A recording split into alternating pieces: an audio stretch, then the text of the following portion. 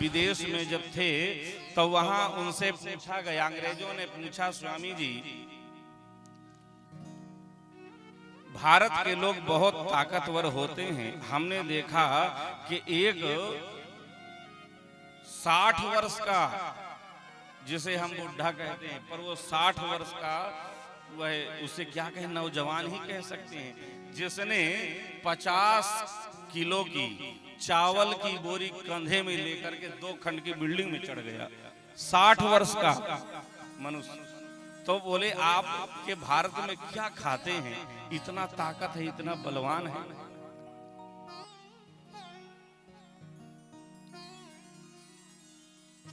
तो स्वामी जी ने कहा वहां सब गो सेवक हैं और घी दूध का प्रयोग ज्यादा करते हैं, नियम संयम से रहते हैं, इसलिए बलिष्ठ हैं।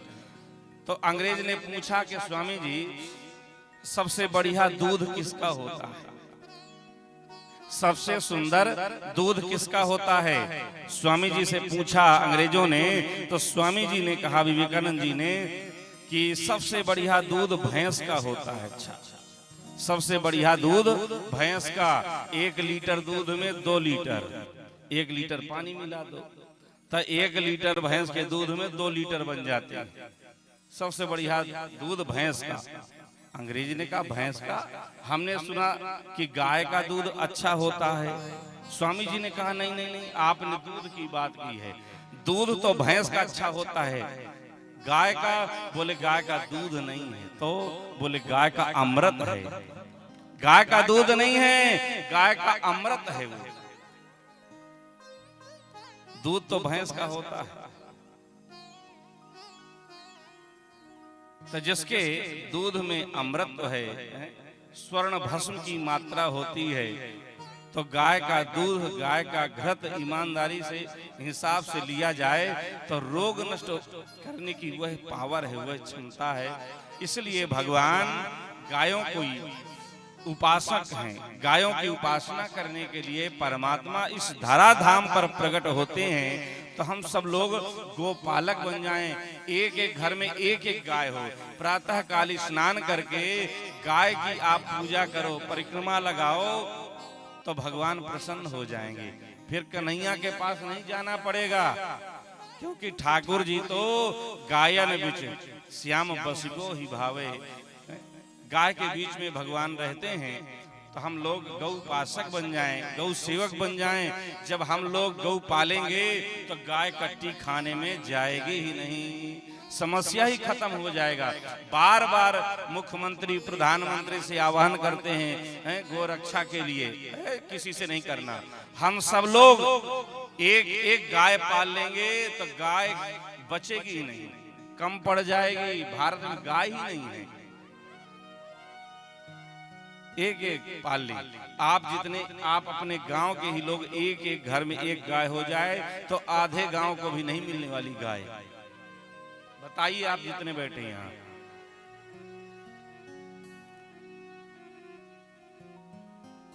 जिस माता का दूध पी करके हम लोग पुष्ट हुए हैं, बड़े हुए हैं, वही माता आज दर दर घूम रही है। ये बहुत बड़े हम लोग कृतघ्नी हैं। इसलिए माता के दूध का कर्ज हमें उतारना है। तो हम यही प्रार्थना करते हैं, कथा का यही फल है, कथा की यही दक्षिणा है कि प्रत्येक घर में एक एक गाय आप लोग पालो।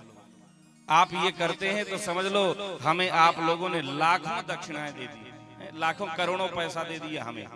आप एक एक गाय पालते हो प्रत्येक घर में। तो बताइए आप लोग एक एक गाय पालेंगे कि नहीं? हाथ खड़ा करके एक बार हमें बता दो। यहाँ सब संत महापुरुष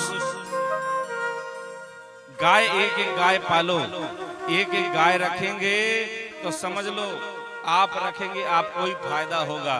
मरोगे तो बच्चे पूंछ पकड़ा करके कि मम्मी के लिए, पिताजी के लिए कम से कम गोदान तो कर दें।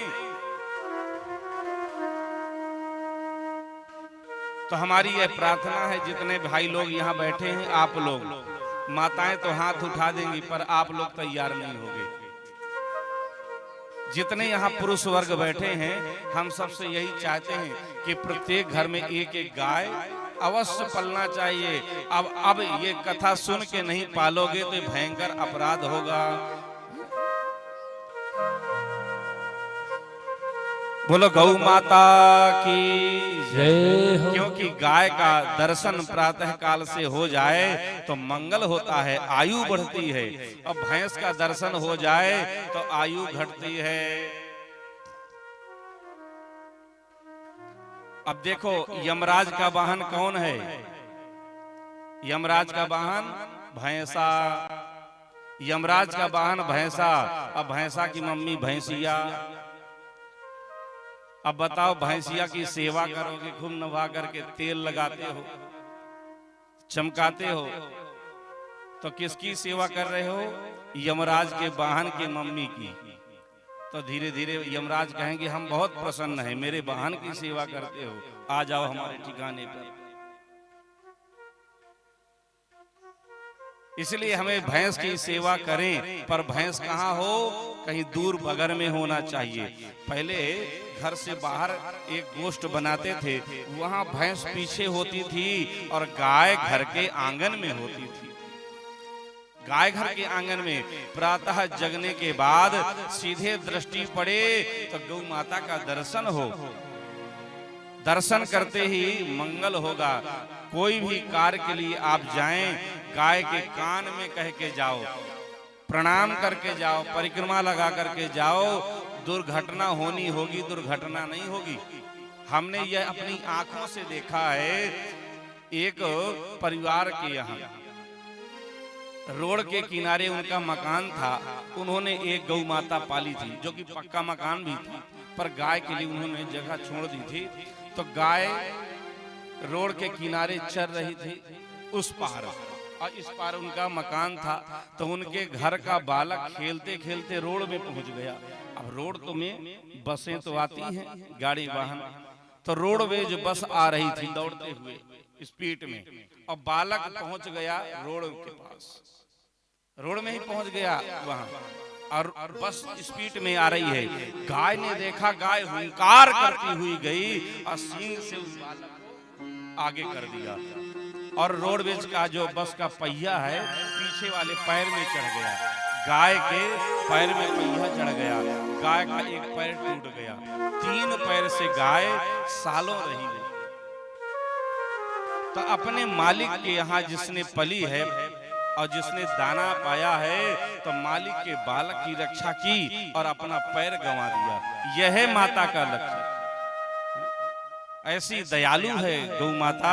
तो इसलिए हम कहते हैं अपना मंगल चाहते हो, कल्याण चाहते हो, तो प्रत्येक घर में एक गौ माता अवश्य होना चाहिए।